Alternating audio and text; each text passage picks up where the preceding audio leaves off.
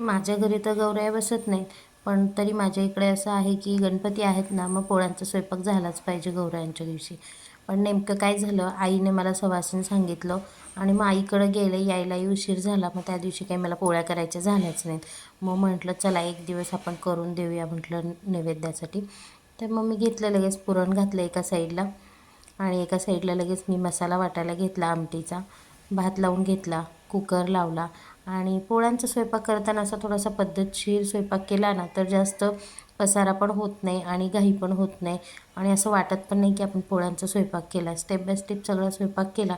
अगोदर एका साईडला कुकरमध्ये डाळ आणि भात लावून घेतला, म्हणजे ज्याच्यामध्ये की पुरणाची डाळ पण टाकून दिली होती मी आणि भात, ते दोन्ही एका साईडला लावलं. पीठ मळून घेतलं, पीठ ठेवलं बाजूला. लगेच मसाला करून घेतला, तोपर्यंत कुकर गार झाला. डाळ काढली, डाळीतलं पाणी काढून घेतलं. इथं लगेच मी आमटी करायला घेतली.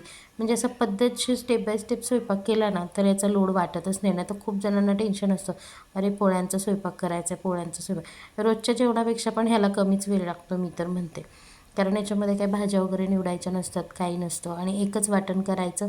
त्याच्यामध्ये आमटी होते, भातासोबत पण, पोळ्यांसोबत पण, पोळीसोबत. असंही आपण दूध खातो, त्याच्यामुळं ते होतं. आता हे बाकीचं सगळं ऑप्शनली आहे की कुरडया, भजी ज्याला आवडतात ते तसं बनवतात. तर मी ही एक डाळ बनवते. ह्या डाळीचा मी व्हिडिओ पण शेअर केलेला आहे तुमच्यासोबत. खूप छान डाळ बनते, ह्याला चटका डाळ म्हणतात.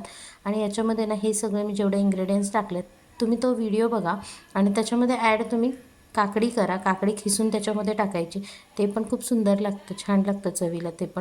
जेव्हा तुम्ही पोळ्या कराल ना तेव्हा हा चटका करा, इतका छान लागतो. एखाद्या वेळेस भजी नसतील तर चालतील, पण हा चटका पोळ्यांसोबत हवाच, खूप छान लागतो. तर इथं असं कोथिंबीर वगैरे टाकून मी सजवून घेतलं छान ते. आणि आता मी लगेच ताट पण बनवायला घेते. आमटी, दूध, पोळी, भजी, पापड हे सगळं असं मी ताटामध्ये भरून घेतलं होतं. आणि आपल्या इकडचे सण म्हटलं तर पोळ्यांचा स्वयंपाक झाला तरच सण वाटतो, नाहीतर त्या व्यतिरिक्त मग तुम्ही बासुंदी करा, परत कोणतं अजून भाज्या करा, तेही पदार्थ छानच लागतात. पण ते कसं पाडव्याला वगैरे छान वाटतात, अक्षय तृतीयेला छान वाटतात. तर त्याच्यामुळे हे आपले जे पारंपरिक सण आहेत ना त्याच्यासाठी पुरणपोळीच छान वाटते, ताट पण भरून दिसतं आणि त्या दिवशी घरामध्ये सणासारखं वातावरण पण होतं जर का पुरणाचा स्वयंपाक केला तर. माझ्या घरी तर सगळ्यांना पुरणपोळी आवडते. आणि तुम्हाला व्हिडिओ आवडलाच तर लाईक, शेअर, सबस्क्राईब करायला विसरू नका. So thank you for watching.